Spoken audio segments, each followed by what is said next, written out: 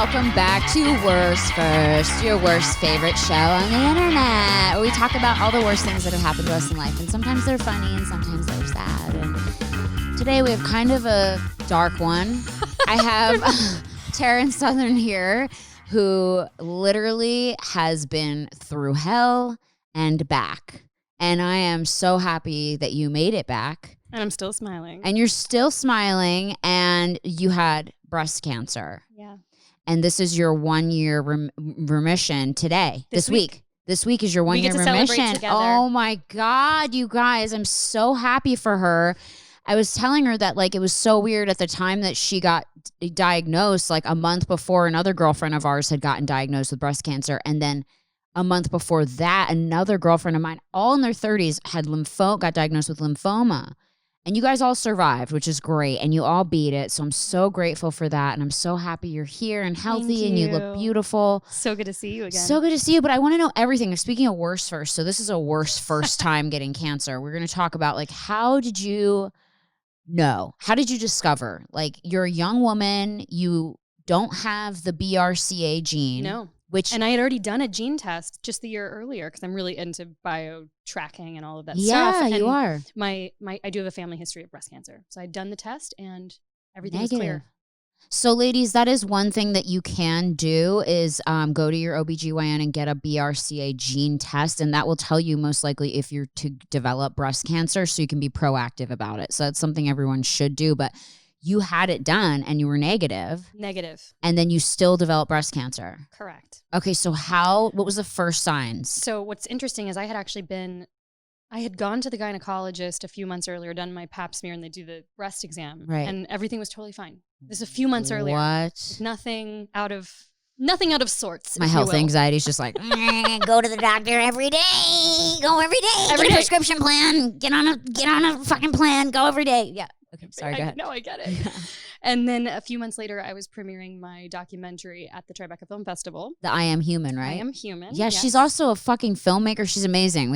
Watch I Am Human. Thank you. And so then go ahead. And I got really sick, as one does when you finish a big project and you've been stressed and not sleeping. Get super sick, feel this massive ping pong ball sized lump in my underarm, like in my armpit. Were you just like shout? Yes. And there was no pain associated with it. It was just this big ball. And I knew that no pain is a bad sign. Oh, it is? Yeah, you want it to be painful. If it's painful, it's usually a cyst or something benign. And I knew this. And so I was like, oh no. It was a ping pong ball It was a ping pong ball. I said, where did this thing come from? Under your armpit. Yeah. So I got back to LA a few days later, went into the breast cancer center at St. John Providence. They were like, this can't be anything if it just popped up out of nowhere. I said, please biopsy it. They said, you're too young. It doesn't make sense for it to be anything. Why don't you come back if it's still there in a month or two? So they biopsy it. And 3 days later, I get the call that it's stage 3 breast cancer. Are you fucking kidding me? And they wanted you to come back? You had to tell them to biopsy it? Yeah. What the fuck? My health anxiety is just like... Well, you know, I was 33. I think they were looking at me like there's just no way it's probably just an irregular cyst. I'm in shock right now. But it's also that the whole adage of trust your body. You didn't feel good either? Or did you? I didn't feel good. The whole thing was just bizarre. I thought, how could this be so big and me not notice it? But I was also under a lot of stress, so I was like, I'm not paying attention to my body. And yeah, I was pretty stunned. And so they call you. How do they tell you when they call you that you have cancer? The oncologist said, do you have a primary care doctor here in LA? And I just switched insurances. So I said, no, I actually don't. And she said, well, I normally call the primary care doctor first, but you do have cancer and I need you to come in immediately. Immediately? Get out of the nail salon, wherever you are? Oh, okay. The next day. And so I went home that day and did what every newly minted cancer patient did. I drank. You drank. Oh, I mean, it's funny at the time. My two best girlfriends came over like with a bunch of liquor and were like, they just didn't know what to do, and they were like, let's have a final party. They're like, this will kill it. They're like, fucking fireball kills everything. Pour it. Open the cyst. Open the tumor. Let's pour it down the. Oh my God. I think I only had one drink and then I was like, I don't think this is actually good for cancer. Yeah, no, I'm pretty sure it's not. Yeah. So I stopped that. Oh my God. That was the last drink I had. for a very long time. Right. But it was pretty shocking. I didn't believe the hospital even. I made them biopsy it a second time to make sure it hadn't been swapped with someone else's cancer cells on accident. And they're like, no, bitch, you got cancer. They're like, you did. We definitely don't swap things anymore. And then you're like, remember when you said to wait another month? Remember that? Because I do forever. Yeah. Ew. Was it Cedars? No, it was St. John Providence. And they ended up being amazing. Okay. But, you know, you just have to be an advocate. Okay. For So your own health. literally the next day you have to go in. Yeah. And what do you do? What's the process? You go in. So I went in. They said, hold your mic as close as you you can. Sorry. There we go. Is that better? Yeah, it's much better. So I go in. They tell me that it's a minimum of stage 2, stage 3, but they want to make sure it's not in other parts of my body. So I go through a battery of tests, bone scans, chest scan, brain scan. They want to make sure it hasn't metastasized to stage 4. So you do all these scans, and that process is pretty anxiety provoking because you're just waiting to find out the statistical chances of being stage 3 versus stage 4 are quite different. Right. And you're trying to avoid Google. Girl, I would have WebMD'd I would have been like, oh, just say cancer? Okay, all right. Well, I would have ditched the girlfriends. I would have just been Googling all night. I would have been taking weird supplements to try to kill it myself. Yeah. So and you did the full scan. I did all the scans. Everything fortunately came back negative on the other organs, other body parts. Oh, thank Jesus. So it was just in my lymph nodes. The cancer came back HER2 positive, which is a sort of more rare form of breast cancer, which my aunt passed away from 15, 20 years ago. There was actually no chemo that could treat HER2 positive breast cancer.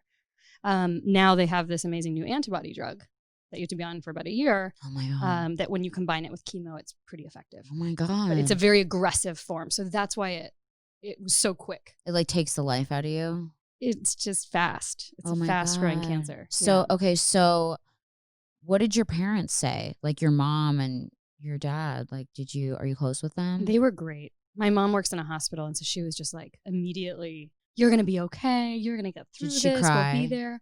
Not on the phone with me. She was a stoic. You called her and you're like, maybe she did, and I just don't remember. I have something to tell you. Yes.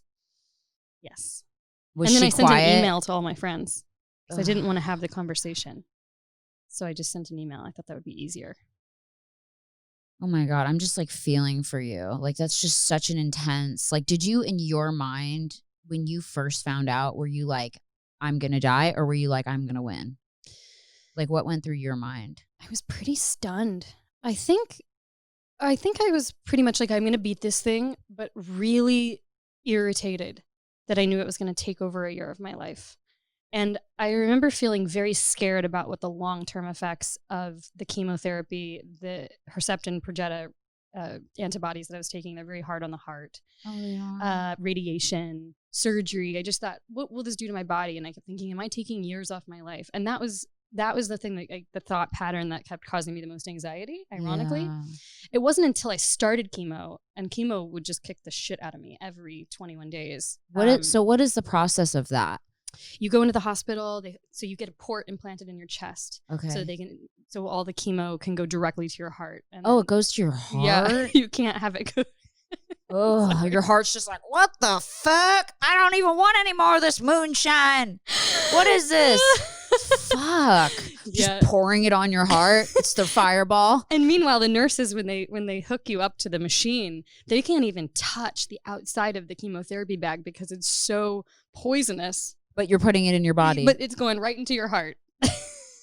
So I always found that a little amusing.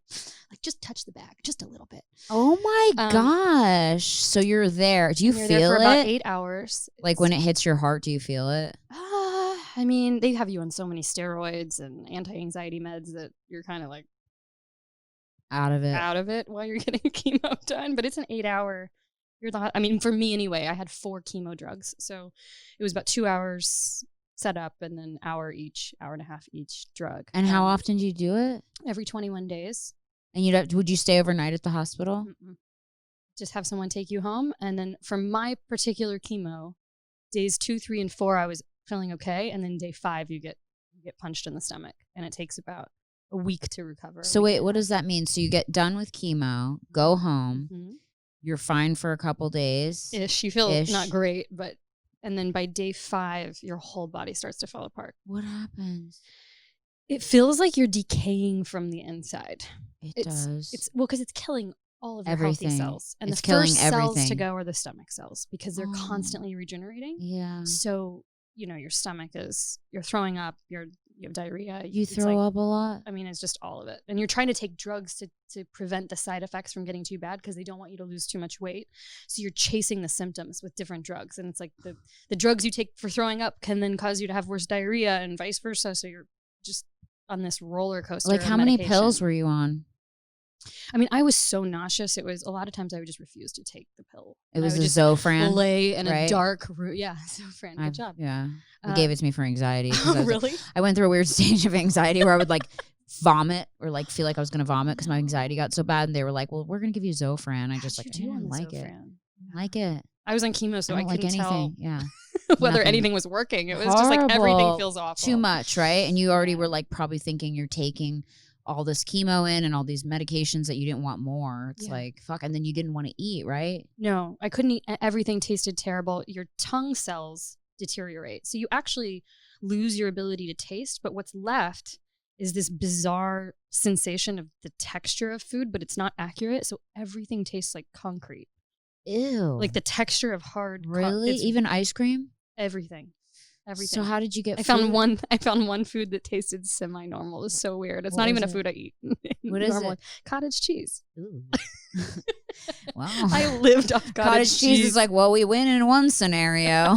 we got one person that loves us. Yeah. Chemo patients. Wow. You lived off of cottage cheese? Lived off cottage cheese. And then like what about insurance stuff? Did they make you drink that stuff to stay like so you didn't get too skinny? Yeah, I mean, the doctors were worried I developed cachexia because I got down to about 96 pounds. What's that? It's where your body starts eating your muscle tissue in order to. Oh my God. And it's kind of this awful cycle that once it starts, it's like a new metabolic pathway that the body uses, and then you can't stop it.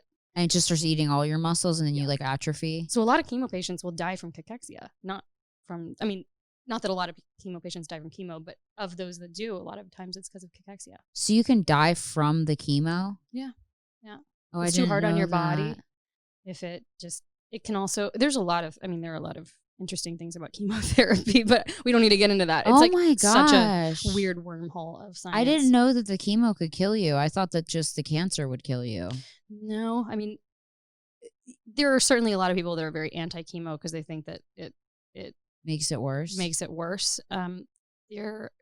I would never be someone that would say that because I think, it definitely saved my life. I think it should be used in most cases, but there are some interesting arguments around why it can be really harmful. I have a friend whose dad is very sick right now with pancreatic cancer bladder cancer, and they wanted to do the natural route because he was already so weak. And, and it obviously didn't work. I mean, I heard some people maybe it does, but, It depends on how far along you are, what stage the cancer's at. It's a whole interesting wormhole. You're so strong. Like you are really strong. I mean, to go through, if I have like a headache, I can't even like deal with life. I'm like, nope, call an ambulance. Like I can't even imagine getting chemo and then like battling every day. Did you spend most days in bed? I spent most days in this tiny little bedroom. I blacked out the windows so that I could just sleep. Yeah. I had this little bed and I would just sleep there. Yeah, most days. It was a really weird time. At the worst moments of chemo, those were the moments when the anxiety over death would come in because I actually didn't have the resources to overcome the negative thoughts. I was too tired, too exhausted, too sick. And then because you feel like you're actually dying from the chemo, you worry that you will.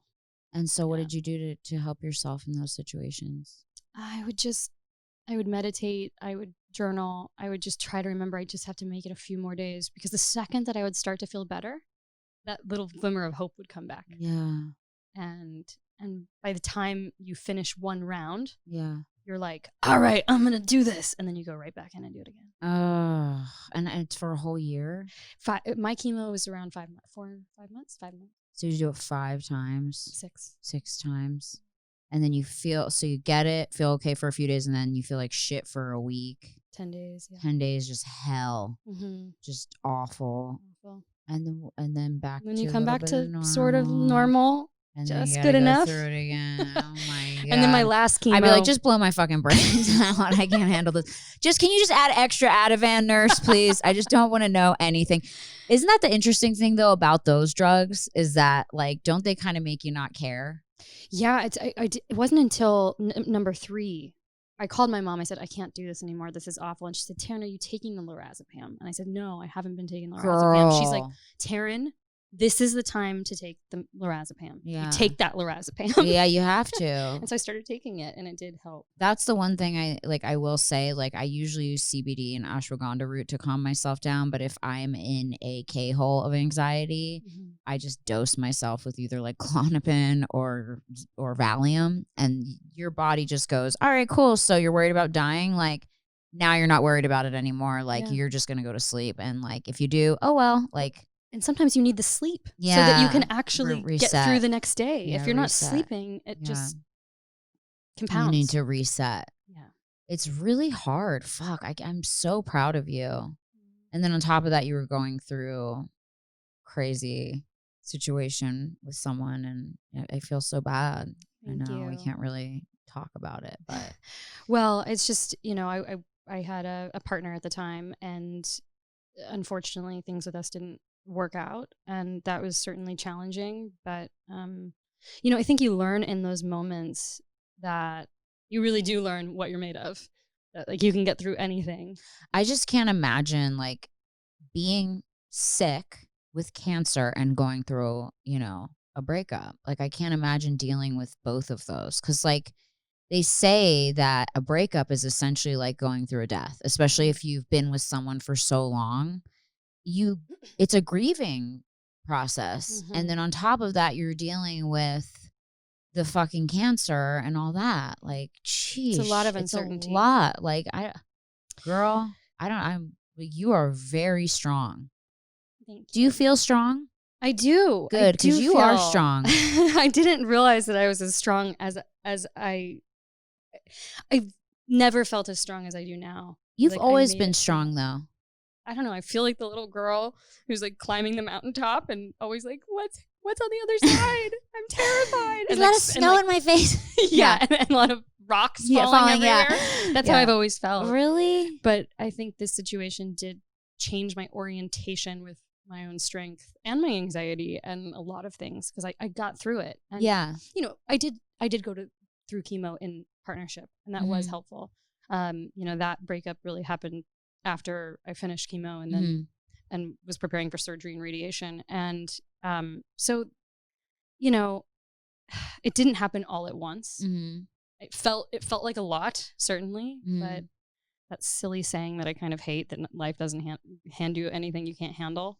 It was like just the right string of events. It's to like, where we're going to break you, but not all the way. Like, we're going to break you so that you fucking are in so much pain, but like not totally like done. Yeah. We love that about life. Right.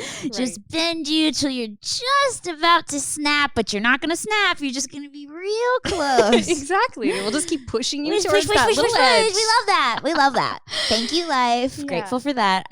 No, but so did you lose all your hair?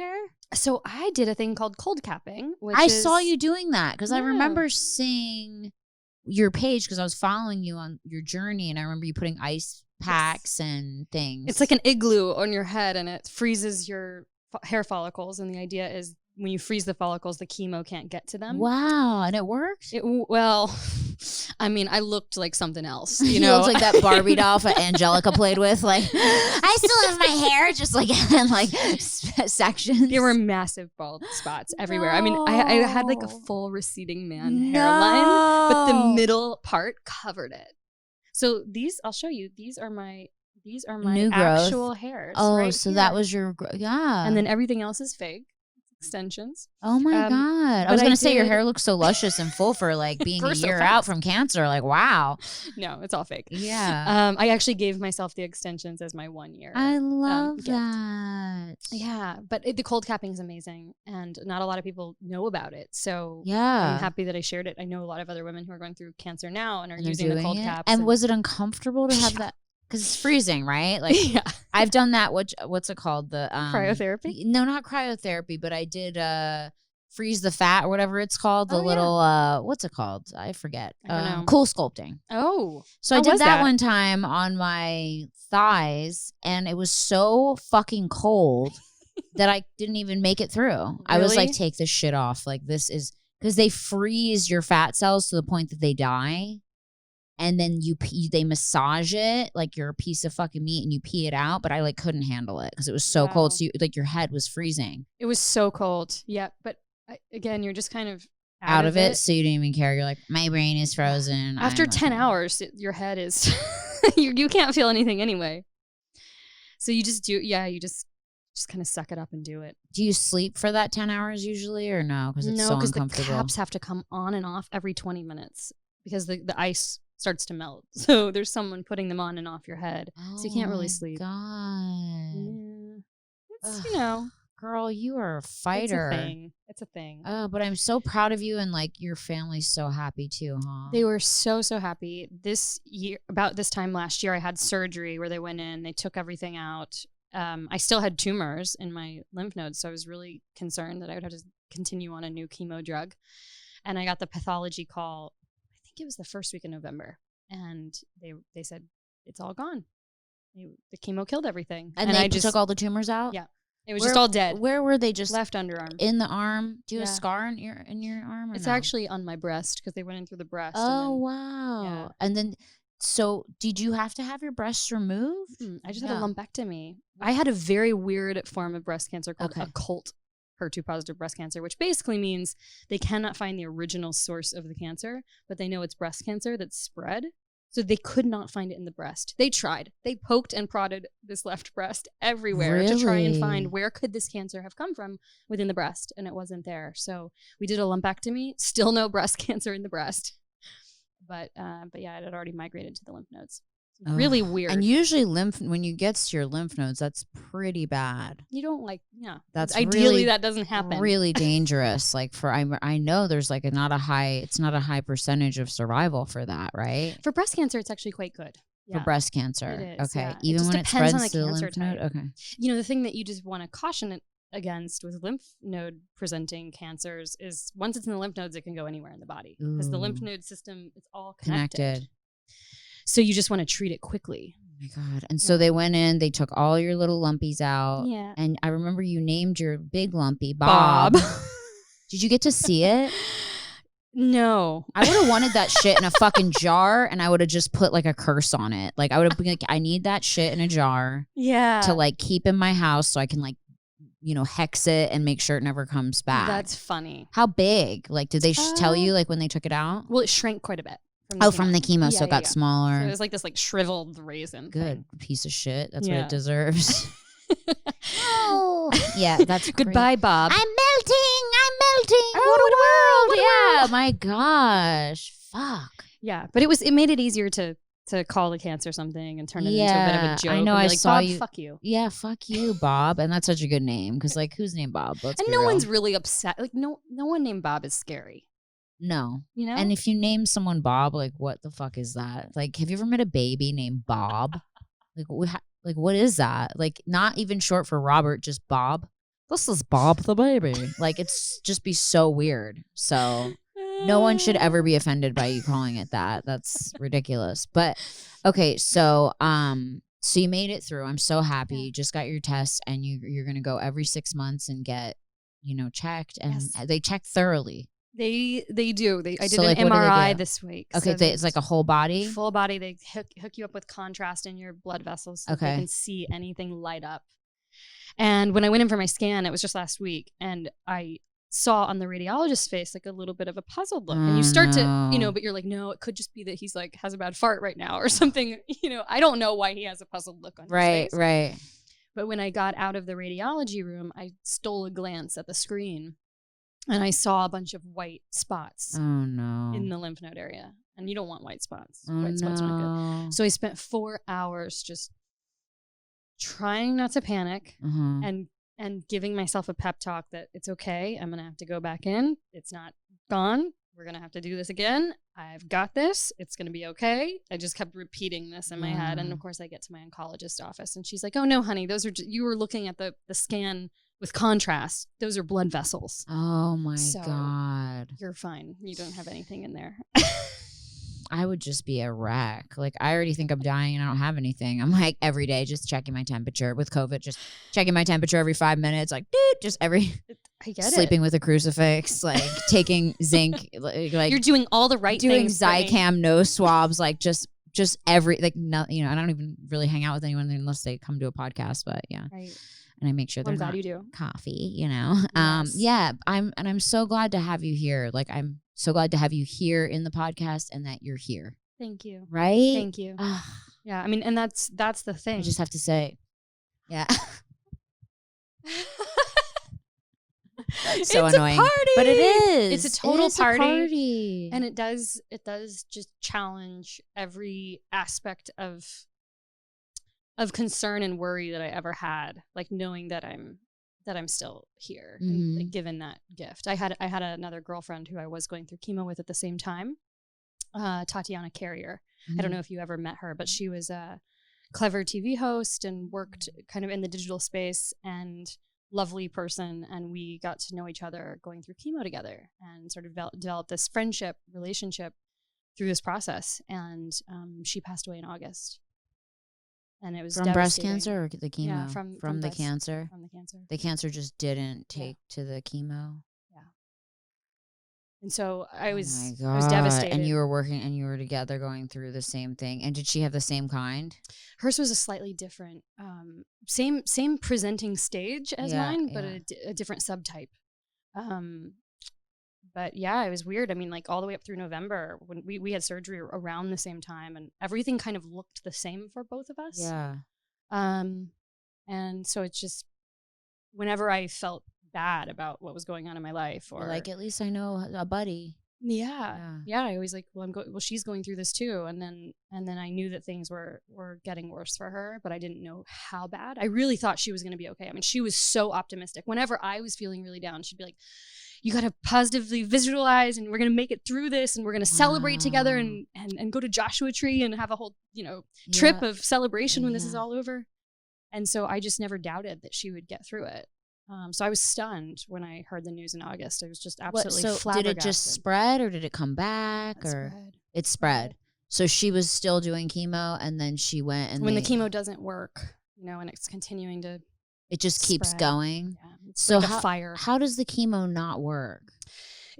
Cancer is like such a funny, weird thing. It's basically like a malfunctioning cell, and there's all these different subtypes within each cancer, and those subtypes matter a lot and can change your prognosis quite a bit. In my case, the HER2 positive breast cancer, it used to be a death sentence. You just didn't want it. But now they have this targeted drug that targets the HER2 protein, so it sends the chemo directly into that cell. Okay. In her case, it could just be that there wasn't enough targeted drugs for her particular cell types. Oh. So it was killing some of the cells, but not all the cells. And then the ones it wasn't killing were getting stronger and smarter. Because they learn how to and they survive. Try to beat you. It's so weird that it's your own body that's killing you. Yeah. But I don't get it. It's like they just have your cells they just get confused all of a sudden, and they start trying to hurt you because they think they're protecting you. They just keep growing. They just want to do what other cells do, which is divide and multiply, but they won't die. And the immune cells can't recognize them as harmful cells. Why? They look like normal cells on the outside. So that's why they're such clever little buggers. Ew, I don't get it. It's like, where did it come from? It's really a crazy story. The story of cancer is gnarly. But it's anything, like any kind of negative environmental thing or things that we're eating and putting in our bodies can lead to these slight alterations in the DNA of our cells, which can then cause a cluster of small cancer cells. All of us have cancer cells in our body, by the way. We do. We all have cancer cells. Oh, great. What you don't My health want. anxiety is just like, guess who's Googling cancer for 5 hours after you leave, Taryn? Me. Oh my God. I do not want to make you panic. Great. But most people's bodies have the ability to naturally fight cancer cells. The reason why most cancer patients are older is because as we age, our body's lose immune that system ability. they're not as good at finding these cells and getting rid of them. But things like intense stress. Yeah, great. I know. Keep going. Just go, but keep putting this making it worse. Things like stress, anxiety, negative thinking. Just poisoning your body by eating Impossible burgers all day. Me, basically, just like, all right, well, great. But you know how it is. There are people that live their whole life with that stuff and never get cancer. So it's kind of crazy, right? We have such a little understanding about it at this point. But I did find it somewhat ironic that the movie that I had been working on, I mean, I was not sleeping. I was really stressed in that 6 months before the release. And you think I used to joke that it caused my cancer. Oh my God. Okay, wait. I don't know. Wait. We're going to take a quick break and we'll be right back with Taryn Southern. We're going to talk about your film, I Am Human. Okay, be right back. Are you bored? Are you bored? You're bored. That's why you're watching this podcast, because you're bored. And also because you probably watched everything you could ever possibly watch on Amazon Prime and Netflix and BBC iPlayer and all the other weird things. Hulu, who knows, Quibi, that's out the window. But you probably watched everything that you could possibly watch right now because we've been in quarantine and we're probably going into another lockdown. So I have something for you, and that is ExpressVPN. I've talked about it on here before, so if you haven't downloaded it yet, you're really missing out. I'm just going to keep talking about it until you download it. Basically, ExpressVPN lets you change your location. So it makes you think that you're in another country so that you can watch shows from other countries. Like, you can literally watch any show in any other country, which is amazing. How I Met Your Mother, like Netflix Germany, or like Fresh Prince of Bel-Air, Australia. Like, all kinds of different shows that you haven't seen in America are available in other countries, and you can choose from over 100 different countries. On top of that, the streaming quality is great. There's no buffering. It's not like you're watching it and the beach ball of death happens. None of that. It's a great streaming quality. It's compatible with all your streaming services, Netflix, Amazon Prime, BBC iPlayer, YouTube, and many more. So you have no excuse to be bored anymore. Now you're just going to go download ExpressVPN. You're going to go to expressvpn.com/worst, WORST, and you get 3 free months of ExpressVPN. Okay, so you get benefits for watching this show. Okay, you get lots of free stuff. So 3 free months of ExpressVPN by going to expressvpn.com/worst.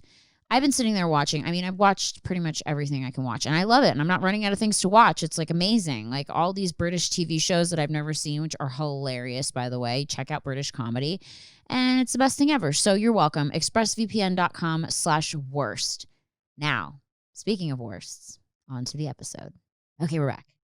Okay, so your film, I Am Human, it looked fucking amazing. Thank you. It looked so futuristic and cool, and you directed it and created it. And tell us everything about what it's about, because it's so future. Is it on iTunes right now? You can find it on Apple TV, iTunes. Okay, great. Because I want to watch it, because I remember you posting about it and it wasn't out yet, and right. I didn't ever catch up. It came out the same week of the pandemic. So oh, great. Well, you guys now have something to watch because you've watched everything. We know that. Yeah. I Am Human film. That's okay, right. Directed by you, written by you, created by you. I co-directed it with my friend Elena Gabby. Okay. And we also produced it. And we follow 3 patients who decide to undergo brain surgery and have these implantable brain interfaces. Sorry, I'm doing a terrible job. I haven't talked about my movie in so long. Basically, we explore the future of the human brain by following 3 people with implantable brain interfaces. And what is that exactly? It's basically like the modern cyborg. These are people that have chips in their brain. You were actually talking about this a little bit on your last podcast when I was in the car on the way home. Oh, was it the therapy for the depression? Correct. So that's deep brain stimulation. It is? Yes. And what they do for people who are incredibly treatment-resistant depression, they'll open up your skull. They will pop a chip into, whatever area of the brain is causing the depression, and then you're basically set up to run on an electric stimulator for as long as you need the treatment, and this chip stays in your brain. And you're basically a cyborg. It's and how do cool. people feel after that? And how does it affect these people? Well, so areas like depression, obesity, anxiety, OCD, there's still a lot of research coming out about them. The research is compelling. Okay. But it's very well known. Deep brain stimulation is a very well studied area of medicine for Parkinson's patients. Oh. So if you take a Parkinson's patient who's not responding to medication and you pop one of these chips in their brain and you stimulate them, their tremors stop, all of their anxiety and depressive, because a lot of that is also associated with Parkinson's, also tends to cease. Like, it's very well researched. There's over 100,000 people with Parkinson's that have these chips. So they're doing the chips. Oh yeah. And is it curing it, or is it just kind of covering up the? It's alleviating the symptoms. Right. Okay, great. Which allows people to live their lives, better life, right? And for people who are treatment resistant, depressed, or anxious, or whatever it may be, I mean, whether it's alleviating the symptoms or actually solving the problem actually doesn't matter to them. They just want to feel good. Better.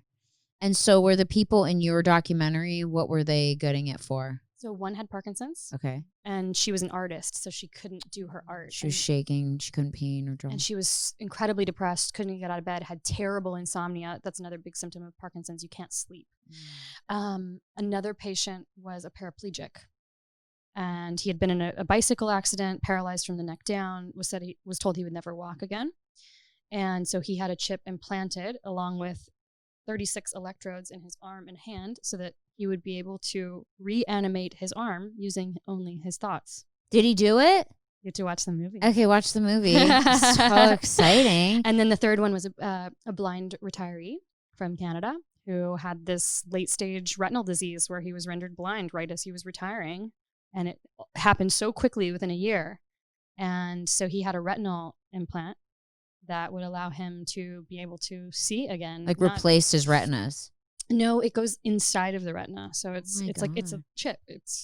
I mean, this is all very sci-fi, but it's totally real. Sci-fi. And it's here. And we have this technology, but obviously this technology raises a lot of big ethical questions and questions around what does this mean to be human? What's the future of society? And so we also explore those bigger questions in the film too.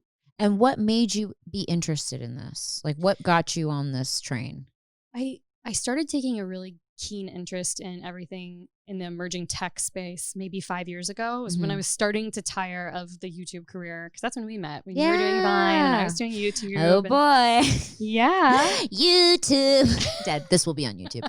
Anyway. Which is great. We love YouTube. Yeah. We still love YouTube. We still love YouTube. But I was really kind of I was searching for something intellectually satisfying, and I just got really excited about everything that was happening in AI, in neurotech, VR, AR. I was just like, this is so cool. These are spaces without rules. I'm also slightly terrified by all of this stuff, so I want to learn about it. And so I just started learning about it and then applying my storytelling skills to those spaces. And decided that I just really want to focus on storytelling for emerging technologies. Like that, it just excites me. I don't know. It's weird. I feel like I get to learn things as they're happening and then figure out how to translate that for broader audiences. I love that. And how did you find the people? And like, it was quite a process. We had to go, we had to get all of these institutions on board, which was challenging. A lot of work. It was a several year And then endeavor. you got accepted into the Tribeca Film Festival. Yeah. My God, that's amazing. That's big. Thank you. It's very big, honestly. I was pretty excited. Yeah, and so did you guys did you win anything, or no, just being in the festival? Just in the festival. Yeah, okay. We didn't win an award. Yeah. But that's okay. Still the Can't win at all. No, it's the biggest high, like it's such a great, to even be accepted in there is great. Yeah. So do you know like a lot about, I had TMS done to my brain. You did. What was that experience like for you? And I've talked about this before on the podcast. It's called transcranial magnetic stimulation. Yep. So I don't really have depression. I'm not sad really as much, about sometimes because I have such bad anxiety. It causes depression because I'm like, why the fuck am I having such bad anxiety? And then it makes my life feel sad because I'm like, I can't live my life because of the anxiety. But not really like a sad person, more like just I'm always like panicky and overactive and ADD, ADHD. And so my friend, I tried all the different antidepressants. I've been on Effexor since I was 16. We were trying to add different ones, take the Effexor away, add this, do that, blah, blah, blah. It's an antidepressant. Got it. So, but also an anti-anxiety. So like it works on both your serotonin and your, I'm going to say this wrong, norepinephrine. That's probably right. Anyway, so basically it works on 2 receptors, not just serotonin, whereas like some of them just work on serotonin. So we tried to like supplement me with different things, Wellbutrin, Prozac, Cymbalta, Celexa, all these different things. I've tried like every drug and it wasn't having success. I was getting really sick. I'm very sensitive to a lot of drugs. So my friend who's a psychiatrist, Dr. Josh Lichtman, said, you should go try TMS. There's like a huge success rate with it, and if there's no success, then it just doesn't do anything. So there's no bad repercussion from it. So I said, okay, I'll go try it. And I went and I did a series of what's called theta bursts, where they put these electric magnets on your head, and it's like a knocking sound, and you hear. Is that anxiety inducing? Like a woodpecker. Absolutely. For some people it is. I just lost my tab. Okay, don't worry about it. It's like a woodpecker pecking on your skull. Okay. Slowly. And that's the anxiety protocol, and that's not covered by insurance. That's like out of pocket, so it's like super expensive. Interesting. But I did it because I was like, my health is worth it. And I did that, and I did the theta bursts for as long as I could afford it. And I noticed like I was slower, but I was slowed down. So like my anxiety couldn't get to where it was going. You know what I mean? So like I felt slower and I felt a little more tired. But I also noticed I wasn't having panic attacks. I wasn't, jumping to the, it feels like it just dulled my brain down a little bit. You know what I mean? Just slowed everything down. So that lasted for like 6 months. Okay. And then I would have really just needed to keep going back and keep doing it.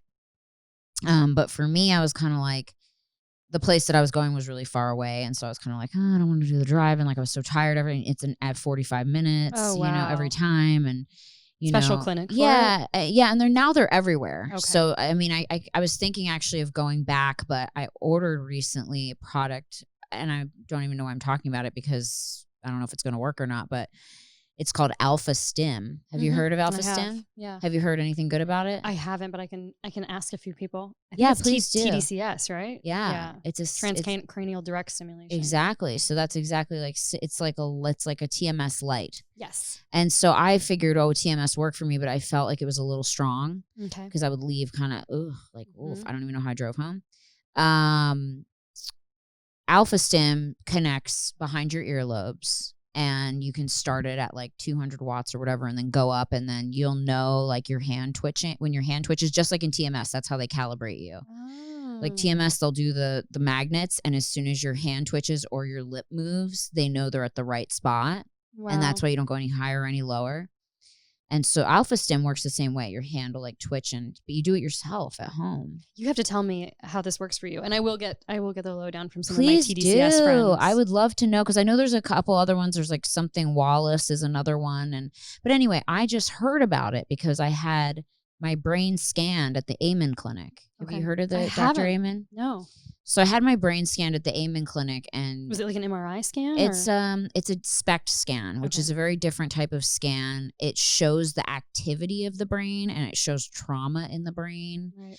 So they inject you with a dye, and you lay on like a table, and they do this. First you do like a couple exercises to get your brain like active, like little just word exercises and number exercises, and then they lay you in the machine. They inject you with a dye, and then they do like a thing they scan your brain, and it shows the activity of your brain, like electrical impulses of how your brain's firing, what areas it's firing in, what areas it's not firing in. So I'm actually posting the video on it. It'll already have been out by the time this podcast comes out. I posted the video on it, and basically my brain was full on trauma brain.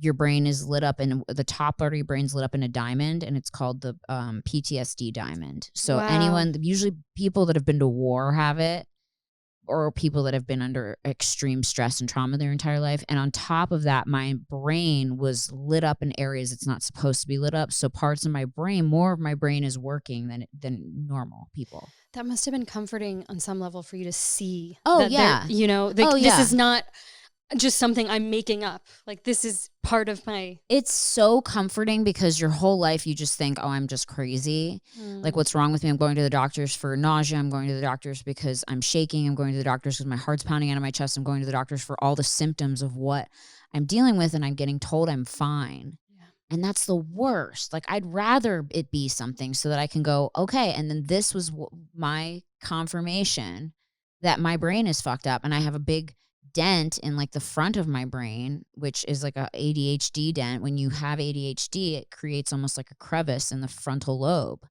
And so I have that. And also they can see your vagus nerve, which controls mood, regulates mood. I know you know all about this, right? No, it's great. And my vagus, you know a lot. My vagus nerve was completely almost not functioning. Wow. So I'm doing like daily exercises where For you that? like, yeah, you know that like. No, I don't. Tell me. Hold your tongue to the top of your mouth and just push your tongue to the top of your mouth. Just do that as you're sitting there watching TV for 15, 20 minutes and it stimulates your vagus nerve. Wow. Another thing that stimulates your vagus nerve. Shh. Do that for as long as you want watching TV. Do it to your children. Do it to people you don't want like. Stimulates your vagus nerve, gets your vagus nerve working. That's brilliant. Isn't that funny? So cheap and easy. Convenient, right? It doesn't cost any money. So all these little things I'm trying and you know, Dr. Amen is very like supplement friendly. And so we tried some supplements that weren't great for me. I don't do great with supplements. I just haven't. My body gets, you know, whatever. But it's good. I think you have to be really diligent if you're going to do supplement work and do a lot of blood work and making sure that things aren't getting out of whack. Yeah. And I'm also just like, I think I'm like I don't know what to say allergic, but like I just have bad reactions to a lot of supplements. I've tried them and I either like immediately throw up or have like diarrhea or whatever. So some stuff just doesn't sit well with me. But it's great. You'll do the au naturel. I have my Effexor. I have CBD that has the ashwagandha root in it. I take magnesium every night. Great. Isn't that magnesium one's a great one. Magnesium is the must take for anyone. Isn't that for your brain? Like just so good, right? And your heart. Even if you have no issues. Even if you have no issues, guys, magnesium glycinate every night before bed, liquid gel capsules, change your life. Yeah. So do that. And then I take a vitamin D every day. It's supposed to be great for depression. And COVID prevention. Higher vitamin D levels. Yeah. Absolutely. And then a vitamin B6. I try to take like a lot, but then it actually like I'm so sensitive that vitamin B6 actually amps me up too much. And then I get to like, I start to spin. I can't drink caffeine. So avoid all caffeine, like all that stuff. You know, you just do things you learn. And how's the EMDR been for you? So I'm just starting. Oh, you are? Yeah. So I will have had, but when this comes out, I'll probably just be doing my first session. So I'm so excited about that. So that is my favorite thing. Tell me all about it. Tell me everything. So I started doing EMDR work last fall as I was going through my separation and obviously still, you know, recovering and figuring out what the next steps were with treatment. And I found it to be immediately effective for me. Yes, like, and I hear that from everyone. Now, I will say, so EMDR, basically there are different ways to do it. There is a version of EMDR where you're just physically tapping yourself in various places. And then there is a more technologically concentrated version of EMDR where you're hooked up to a machine. You're looking at a light going off in front of you. You've got headphones on with these audio sounds coming in through your auditory cortex and these vibrating kind of devices in your hands. And the idea is any person who's been through any sort of trauma has this electrical charge running through them as they're reliving the trauma. And while you go through this therapeutic process and you're reliving the trauma in whatever form, the therapist basically turns on all of these sensory inputs and it basically overrides the brain's ability to it strips the charge from the trauma. Because you're overloading your system with so much data. So did you do the ones that you hold? I did the one with all the electronics. Yeah. Does it work when you don't do it with the electronics? I don't know because I've never done it that way. Oh, crap. It's okay. I mean, try it. But I have a great person for you if you want to try the other version. I mean, it was effective from day one for me. And then how often do you have to do it? I would go back. Let's see, last fall I was going once a week. And then early this year I found by February I was like, I'm totally good. I don't need this anymore. And so I stopped going for several months. And then I started going again, actually, when my girlfriend passed away, because I really felt that was hard for me. And so I started going back in, and it makes such a difference in how you relate to what's going on up here. Like so what do they do? Do they ask you questions about your trauma and then just do it while you're doing? Yeah. And a big part of it is focusing on what's happening in your body as you're thinking through these deep fears. You know, you'll give things a rating. Like, what is, on a scale from 1 to 10, how intense is this feeling right now? And where does it exist? Is it in your chest? Is it in your spine? Is it in your legs? Where is it? And then you focus on it, and then they turn on all of these devices while you're just focusing on the feeling. And oftentimes I find that for a brief period, while all of these noises are happening in your ear and the vibrations are going off and the lights are spinning, I get super worked up. I actually get almost like to a 10. Oh my God. And then all of a sudden, just dissipates. And I feel this incredible calm. Wow. Like incredible, incredible calm. I am so excited to try it. I'm so a excited little worried because I'm doing it over Zoom and I kind of think it's something that should be done in person. But I've got someone for you. You do? Yeah. Are they in the area? They're amazing. They're in Brentwood. Okay, that's fine. So I know it's a little bit of a trek. That's great, but worth it. Yeah. Oh, they're my amazing. God. Amazing. Okay. Yeah, because I think it's more of an in-person. I think I'm going to try it over the Zoom, but I'm a little skeptical about this doing it over Zoom. Even like, I mean, I don't mind therapy over Zoom, but I always feel like it's like a little bit less personal and it's hard. Well, and much of it is the therapist also being intuitive and seeing you. You're real. And a big part of EMDR, what's interesting, really well-trained therapists, I mean, they watch your eye movements because whenever we get really worked up about something, our eyes tend to shift in really funny ways. It's like because the brain can't process or hasn't yet created a narrative that feels good about that situation. So the eyes dart around. And so they'll find that. They're like, wait, hold that. What's going on here? Where is this in your body? All right. Now we're going to turn it on. And you can pinpoint it? It takes me a little while. Sometimes I'm like, I don't know. I just feel paralyzed everywhere. I'm like, I'm just stressed. It's in my brain. Can you turn the brain off? What can we do? But you will start to become more aware of shallow breathing in the chest, like a heaviness in your chest, or which I just have all the time. Is it COVID or is it anxiety? That's my favorite game to play with myself. That's my favorite. Oh my great. God, that's amazing. Yeah, you will develop an awareness, I think, around the link between your brain and body more in EMDR than in any other kind of therapy. Okay, so I'm so excited. I'm so excited. Really excited about it. And then also I'm just like so excited about like watching your movie and learning more about, do you guys talk about anyone who's gotten the implant for depression and stuff? Like, and how has that worked out? We don't talk about it in this movie. We do, I guess we kind of briefly talk about it, but not extensively. I mean, if we did a sequel, I would definitely go into all of that. We're trying to set up a TV series version of the film. So that would be really cool to be able to follow all of these different patient stories from around the world. Yeah. There's someone in North Carolina that just had the implant, 33-year-old, who treatment-resistant addiction on, I think, morphine, and had this thing implanted and immediately like addiction-free. And does it change your personality or like? So this is the big question, right? Okay. If you're putting something in your brain, right, that's actually manipulating the signaling, all our brains are is just a bunch of electrical signals. That is it. Right. Thoughts are just a series of electrical signals. Yeah. Does it change who you are to have this thing in there? And is that a bad thing? Right? Like, couldn't we also make the argument that Brittany or Taryn, who are this like kind of amalgamation of years of neural pathways that have been set a certain way. Yeah. But if we start doing a ton of meditation and we start doing EMDR, it might take a really long time, but we'll start to change those pathways. Yeah. That's just changing the electrical signaling. I just become totally not funny. I'm like, hi guys, welcome back to the podcast. Just so boring and like, well, that's like my biggest fear. Because I'm like, part of my anxiety, I think, is like what makes me like goofy, because my brain is just firing on all cylinders all the time. Well, and I actually think that you're seeing all of the funny patterns about human behavior, which is what makes you so funny. And I make fun of myself a lot because I just looked at my nightstand before I came up here, and I have like an oximeter or whatever, oximeter to check your pulse rate. I have a blood pressure cuff. I have a cardiac heart rate EKG machine. I have a bunch of Zicam. I have a crucifix. Like a true comedian. Right? Nothing's funnier than Jesus. Like, I'm like, what the fuck? My husband's like, this bitch. Oh my God, it's crazy, right? What do you think it is about people in comedy who tend to there's so many of us who have anxiety disorders. Or it's weird. It's like, I feel like you just almost, it's like, you just go through so much that at one point you can either completely break down and become like a psycho, or make it funny. Because it's like the only way to deal with it. It's your therapy. It's your own therapy, is to like be like, it's hilarious. Like I get to the point with my anxiety where I get mad at it, and I'm just like, and I make a joke out of it. I'm like, yeah, totally.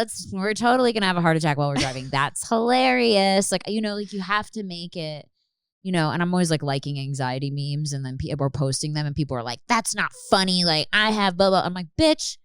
This is how I fucking cope with this shit. Do you have a name for your anxiety? No. It's just, name your anxiety. Really? It's a good one. I think it's like naming my cancer Bob. Really? It minimizes. But I feel like it contains it. I wish I felt it was separate than me, because it doesn't feel separate than me. It feels like it is me. That's why you have to name it. It's not that you. It's Come not on, that Brittany. And maybe it won't feel separate. Right. It's a step you can take to start to create a separation narrative. Yeah. I named mine Mr. Scary 4 years ago. Mr. Scary. And so whenever it happens, it's so overwhelming. But I'm like, Mr. Scary, stop. Yeah. You've come to visit me and I don't want you here. Stop being so scary. My husband calls me WCS. Maybe that's what I'll call it. Worst case scenario.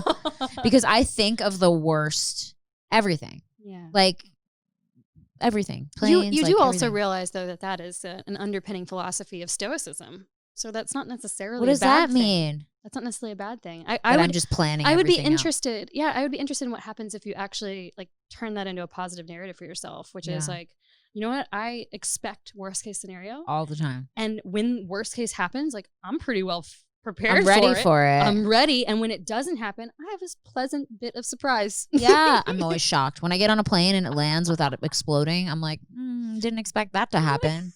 Exactly. Like when we fly private sometimes, and there's like one time we had a pilot who was like 105, and I'm like, no co-pilot, just you, buddy. How's the blood pressure? Looking a little red today. Like I was like, if he has a heart attack, who's gonna fly the plane? Nina Dewina? Like I don't think so. I would love to see that. Oh my God! I'm like, who has plane flying skills? Like I freaked out. Yeah. No, anyway, you're a modern stoic. I did read that about though people who are hypochondriacs and anxiety ridden and are like worst case scenario people are actually they live longer. Because they're constantly checking. They're constantly over prepared for everything. Conscientious. So conscientious. Like I want to be a little less conscientious. Like be nice. That's great. Right? Like be nice a little bit. I actually was like, maybe I get like a half a lobotomy. Can I get like half where I'm like still functioning, but like not going to the doctor every day? Yeah. But yeah, they say that they live longer because. So there you go. They worry about everything. You know? Just take every little bit of positive.